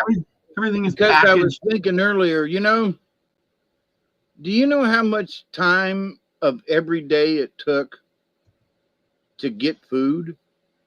Yeah, and like we were just reading about here, I was going through that book, and they were talking about how they didn't eat for 4 days. They just rode, and they didn't eat for 4 days. And then, there's a buffalo. We're gonna shoot that buffalo, and we're gonna feast on its entrails, and we're gonna open up its stomach, and we're gonna eat the innards, the cud, because, well, it's green, it's like a vegetable. And then we're gonna eat the liver, because that's got vitamin C in it or something. And then we're gonna maybe cook a piece of raw. We're just gonna take some of the raw meat and eat it because it's warm yet. And I'm thinking, really, wow. And I guess because it's high in protein and energy and so forth. Yeah. And they knew it. It's like, here, eat this, kid. Oh, hell no. And they were like, you're going to eat it if you can keep it down, Yeah, we're going to keep giving it to you until you keep it down. Here, we'll rub some fresh blood in it. Like, ugh. I mean, just, the more I read about that, it's like, I'm just giving you guys the highlights of all of this. I did a lot of highlighting so I could skim over a lot of these chapters without reading them word for word. But some of it you just have to read, because, I can't even describe it to you as vividly as this guy is describing it. It's like, oh my gosh, there's parts in this book where they find some kids and they were crying, and they took them along because, they were going to, have them as captives. And these kids kept crying and crying and crying, and they were going to they were going to get caught by the Rangers. They were, because of the crying kids. They just took the kids, and they were little ones, 3 or 4, whatever they were. And they literally ripped them in half, or spun them around and threw them on the ground and let the horses trample on them as they rode over the top of them. And I'm thinking, oh my God, what a gruesome end. Just, they didn't think none of it. Well, spoils of war. You know what I mean? Just like, I don't know. I don't know. I really don't. I can't wrap my head around it, because I never really experienced anything like that. I don't think anybody here gets. There are, atrocities that go on over in the desert over there, and they, still cut people's heads off and things like that. You're welcome, Chloe. And I do have some cards picked out. Yeah. So, but sometimes back then, it was like that. They just sort of, what do we do? It's like, so we just shoot the prisoners. So, well, they didn't want to waste any bullets. So they just ran over the children and killed them that way, because in a way they felt like trampling the kids and killing them was better than them being, alive, or, nobody take care of them or something, you know what I mean?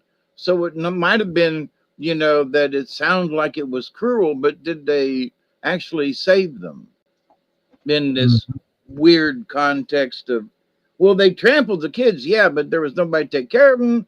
They didn't have horses. They didn't want, so they just said, we can't leave these kids out here to starve.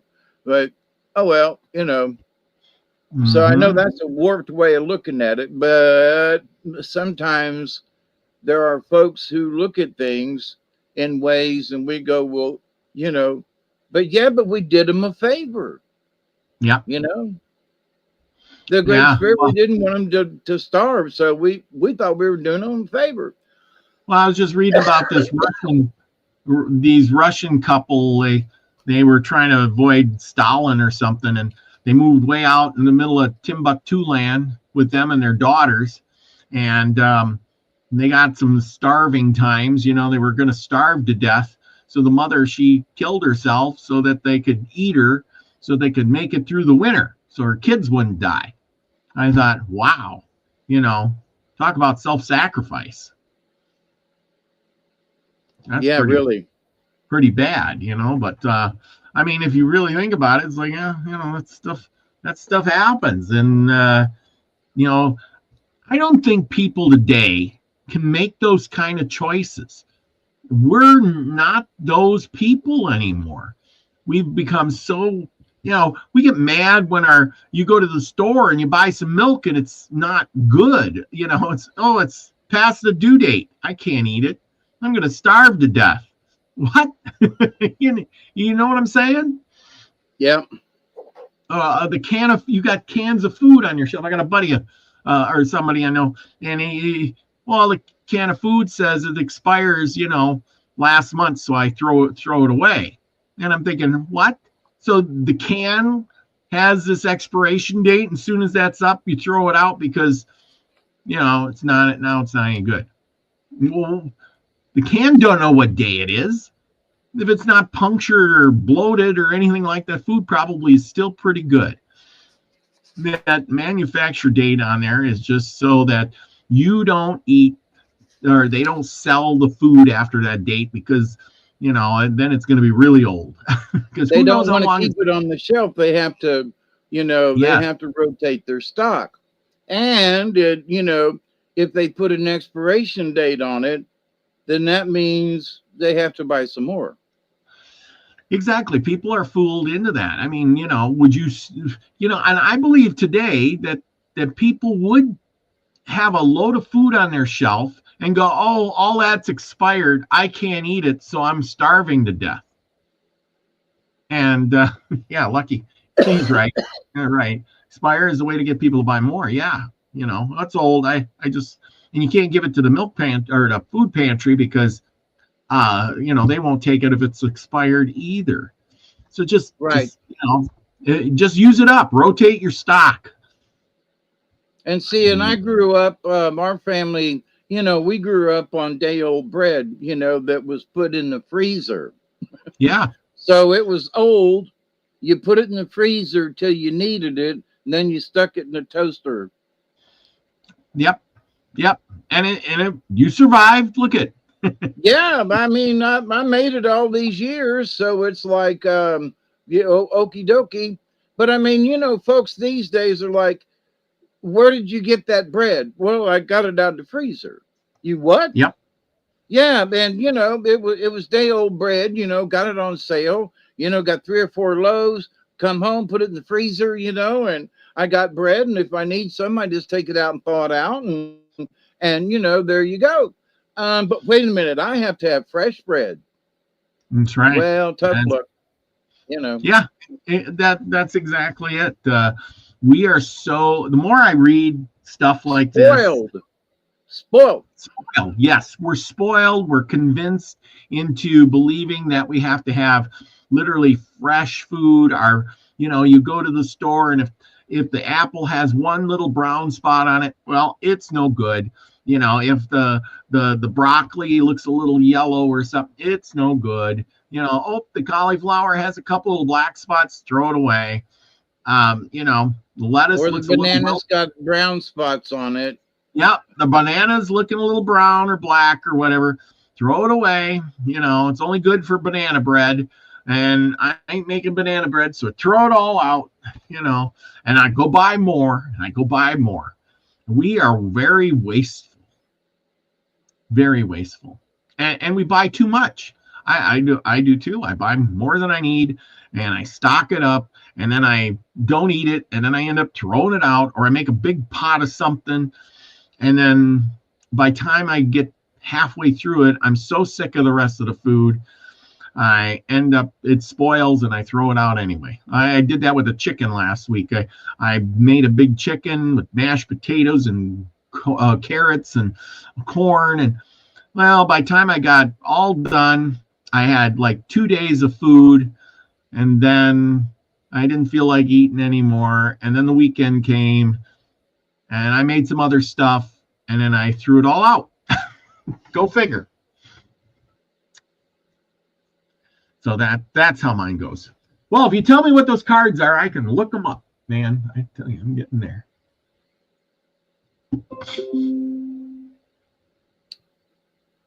As much as I tried not to, there's 5 cards tonight. All right. So the first one is Dragonfly. We have Opossum. We've got Otter. Then Bat. And Hummingbird. The first 3 are upside down, and the last 2 are right side up. And there was a decision. I couldn't tell which one it was supposed to be. So it felt like Bat, but then there was Hummingbird next to it. So I pulled them both. So we'll see when I read. But so first one is Dragonfly upside down, then Possum upside down, and then Otter upside down. So here we go with Dragonfly. Dragonfly number 27 is illusion. Dragonfly medicine is of the dream time and the illusionary facade we accept as physical reality. Some legends say that Dragonfly was once dragon, and that dragon had scales like dragonfly's wings. Dragon was so full of himself that Coyote tricked Dragon into using his power in changing forms, and he changed his form into a dragonfly and basically got stuck there. So Dragon lost its power. Dragonfly is the essence of the winds of change, the messages of wisdom and enlightenment, wisdom, and the communications from the elemental world. This elemental world is made up of the tiny spirits of plants and of the elements of air, earth, fire, and water. In essence, this world is full of nature spirits. Dragonfly medicine always beckons you to seek out the parts of your habits which you need to change. Upside down, are you trying to prove to yourself, or maybe to someone else, that you have power? Are you caught in an illusion that weakens your true feelings or minimizes your own abilities? If so, you may have contracted dragonfly dive bombing. Look within and feel the sense of self-energy within yourself. Notice if it is ebbing. And find the point in time when you were deluded into believing that you would be happier if you changed because somebody else wanted you to. Follow Dragonfly to the place inside your body where the magic is still alive, and drink deeply of its power. This strength belongs to you. It is the power of becoming the illusion. This ability is ever changing and contains within it the knowledge that you are creating it all. Sometimes in life, I remember that it just seemed like the world was, I was headed in a direction, and it was like I was hell bent for election, and I didn't know how or why I was being led in a particular direction at the time. And you just feel like, man, oh man, do I have any say in this matter? The next one is possum, also upside down. Possum is all about diversion. And you can ask Duggar about that, because the possum's outside and he'll go out and grab him around the neck, shake him a few times, and that possum will lay there dead.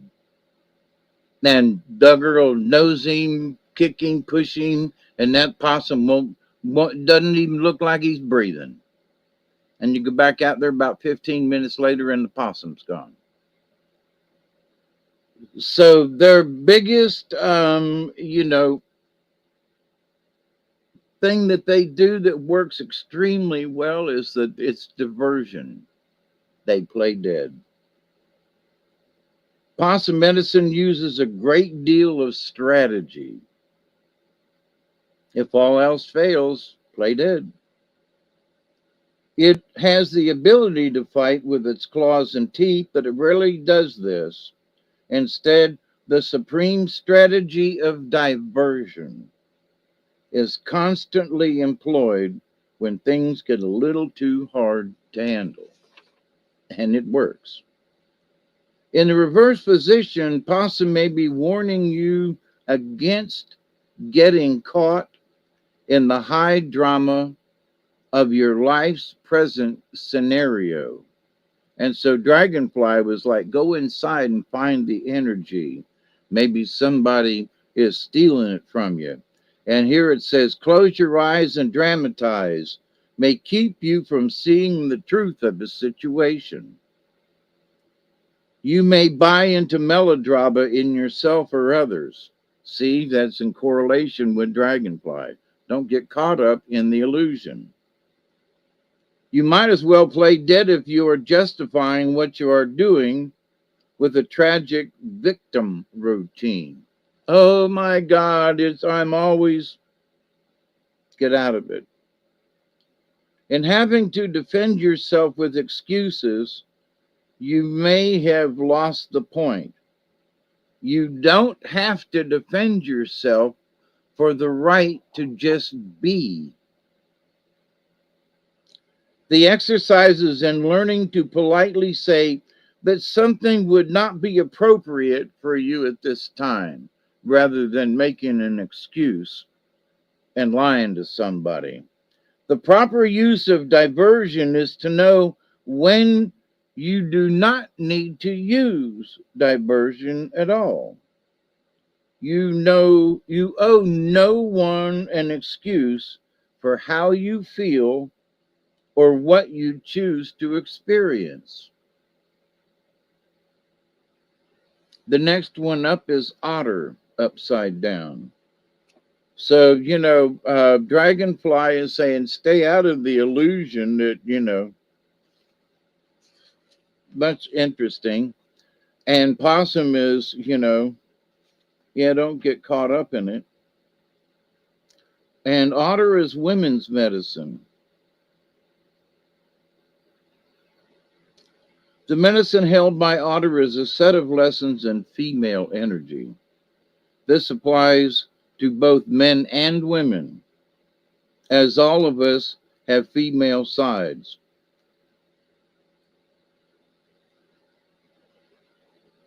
Long ago in tribal law, if a woman were widowed, her sister would offer her husband for consolation. Otter is always on the move and is very curious. Unlike other animals, Otter will not start a fight unless it is attacked first. These character traits are the beauty of a balanced female side, the side of ourselves that creates a space for others to enter our lives without preconceptions or suspicions. So, Dragonfly saying, look inside yourself, stay out of the illusion. Possums, like, know when to use diversion. And the contrary otter is saying, you may be running from one idea to another without any focus. This could also imply that you have forgotten how to receive and are blocking a gift from the universe with your male side. If this is the case, you may be embarrassed to receive compliments or to have someone give you a hug. Drop the seriousness on all levels and play at life so that the fear rolls off your back. Realize that the only flow is the flow of love from the Great Spirit to you.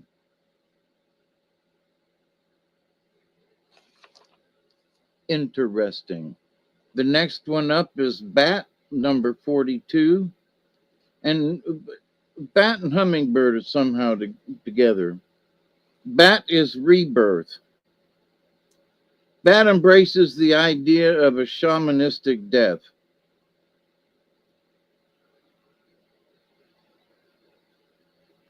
The initiation that brings the right to heal and to be called a shaman is necessarily preceded by a ritual death. This basic idea of ancient initiation was to break down all the former notions of self that were held by the shaman to be.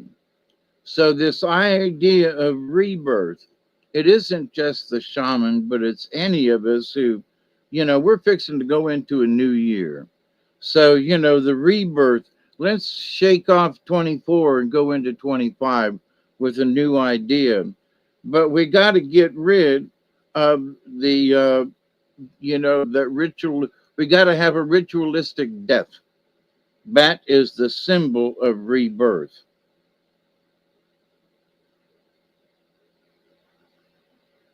And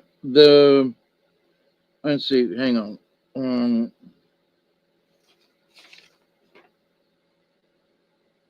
If Bat has appeared in your cards today, it symbolizes the need for a ritualistic death in some way of life that no longer suits your new growth patterns. In other words, if you have done something but ain't doing it anymore, then shuck it and go on and maybe find something new to do. This can mean a time of letting go of old habits and assuming the position in life that prepares you for rebirth. If you resist your destiny, it can be a long, drawn out, painful death. The universe is always asking you to grow and become your future. To do so, you must die the shaman's death.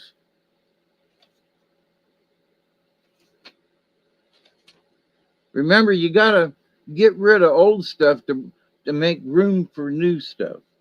That's just, and hummingbird is joy. So in doing all of this, going inside with, dragonfly and finding out, making sure that you're not caught up in an illusion, make sure you're not being divergent in some way, make sure that you're not blocking some kind of message from the Great Spirit. And that says, get rid of, have that shamanistic death to get rid of old stuff. And hummingbird is basically telling you to bring the future with joy. It's pretty nice set of cards right there. at 2 minutes before Christmas, and hummingbird is say joy. Hummingbird is associated with the ghost shirt religion. The song of hummingbird awakens the medicine flowers. Hummer sings a vibration of pure joy. Flowers love hummingbird because nectar sucking brings about the reproduction of their families. Plants, flowers, and live because of hummingbird.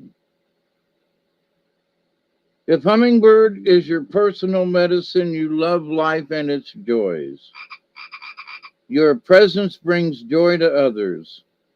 Join them together in relationships. You move comfortably within a beautiful environment and help others. Hummingbird holds the bough of beauty, which is delicately inlaid. Hummingbird hears celestial music and is in harmony with it. Hummingbird may invite you out for a concert or an art museum. Hummingbird energetically embraces higher aesthetics. Follow Sister Hummingbird, and you will soon be filled with the paroxysms of joy and experience a renewal of the magic of living.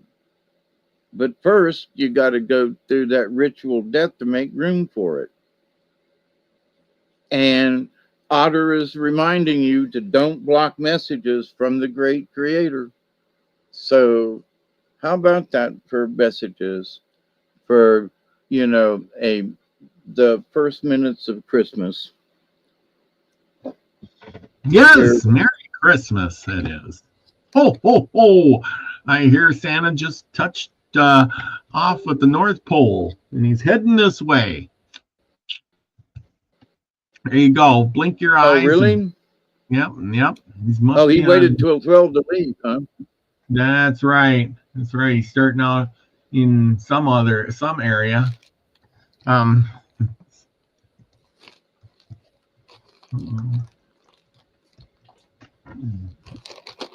He's out there somewhere. Santa tracker. So have joy. Joy was the last one on the list. Joy to the world. Where is Santa? Room that ritualistic death. Take out the trash, as it were. Yep, we're tracking Santa as we speak. Don't get caught in a false illusion.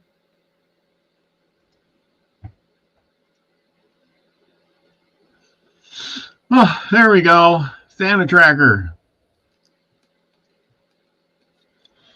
And there he is. He's delivered 6,341,670,80,90,000 presents already. Last seen in Galapagos National Park, Ecuador. Heading for Guatemala in 56 seconds. Wee doggies. So there we go. Let's monitor him. Here he comes.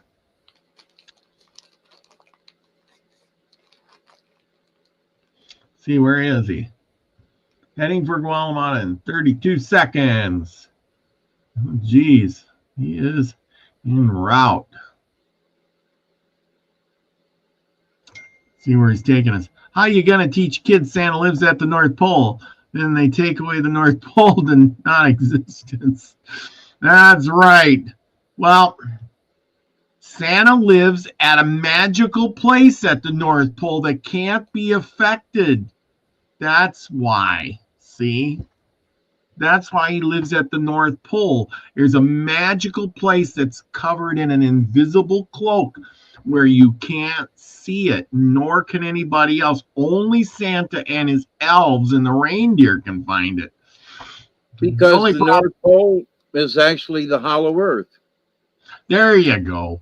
And the fact that is, nowadays they just look up and they go, oh, look at it. It's not Santa. It's a drone. It's got a light on there. Must be Rudolph. See, 100 years ago, you'd say it's Rudolph. Now we just say, oh, it's a drone. Santa and his 7 tiny drones.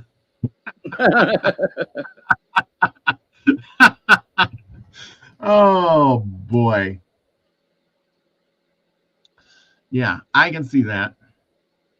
And yeah, when Miss Sheila dropped off my dinner tonight, she said, all my grandchildren were saying, now, Nana, don't you go shooting no Rudolph, because they all know I'm going hunting in the morning. There you go. And she says, oh, children, I won't shoot Rudolph, not until after he delivers the presents. Yeah. He'll be in Mexico in 3 minutes. Look at him deliver those presents. Yeah, he's so darn fast. I know. So all them presents are crash landing, you know? That's right. That thing. Watch out for the reindeer poop. Don't look up. Well, exactly. Exactly. Oh, yeah. Poor Santa. Here he goes. He's got a busy night ahead. But then after that, he takes a month or so off and goes to, someplace in the Galapagos Islands there where he sits on the beach and has pina coladas and digs his toes into the sand. Yep, and watches the tortoises. Yeah, exactly. He's not like the Indians where they just collect all the tortoises, throw them on a pile of fire, and cook them up and eat them. You know what I mean? Oh, boy. This is funny.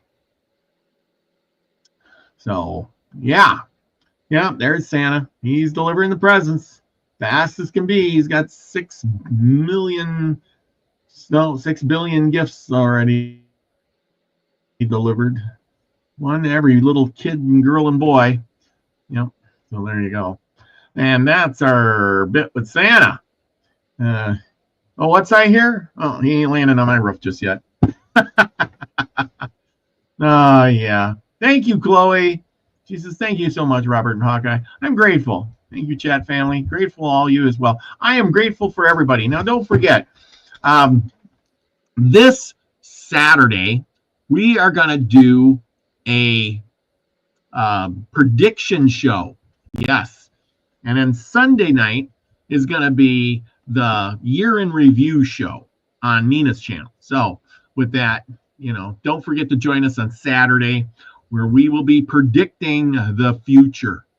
If you got any predictions that you want me to mention, that you think, send them to me. Email in the chat below or in the description below, milkywaysoultribe@gmail.com.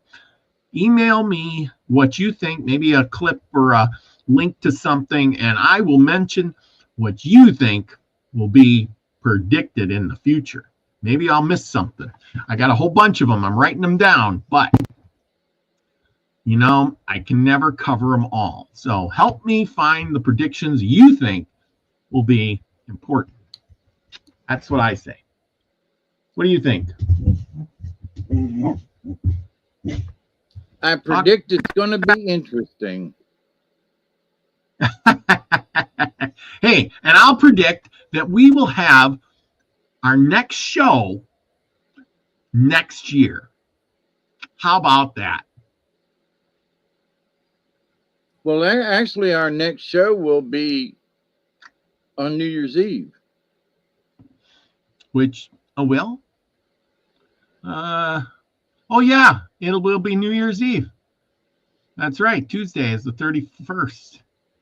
Well, how about that? We'll have our first show, and we'll carry it over a few minutes, and it'll bring it into the next year. We'll bring in our next show into the new year. Won't that be cool? How about that?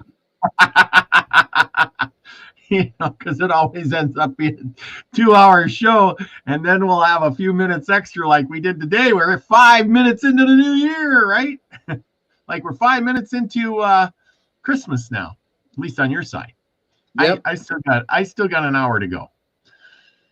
Yep.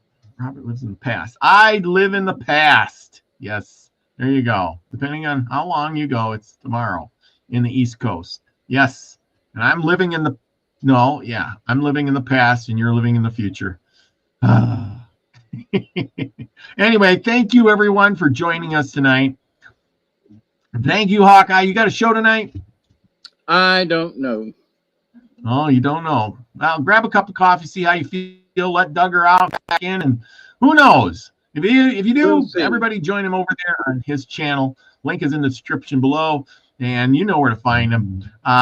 With that, everybody, hope you enjoy your Christmas meal with family and friends. And if you don't, there's always the phone. Grab the phone, call them up, say hello. How you doing? You know, spread some joy any way you can. Yep. You know, be thankful for what you got. And I heard a good one today. Nobody loves you more than you. That is so true. Love yourself, because nobody can love you like you can. And that meant a lot to me. So anyway, with that, everybody, remember, go out and do something nice for somebody. It is Christmas, pagan Christmas, Christian Christmas, whatever Christmas you want to celebrate. Just do it. With that, everybody, be the frequency you want to receive. Love y'all. Peace, everybody. Cheers.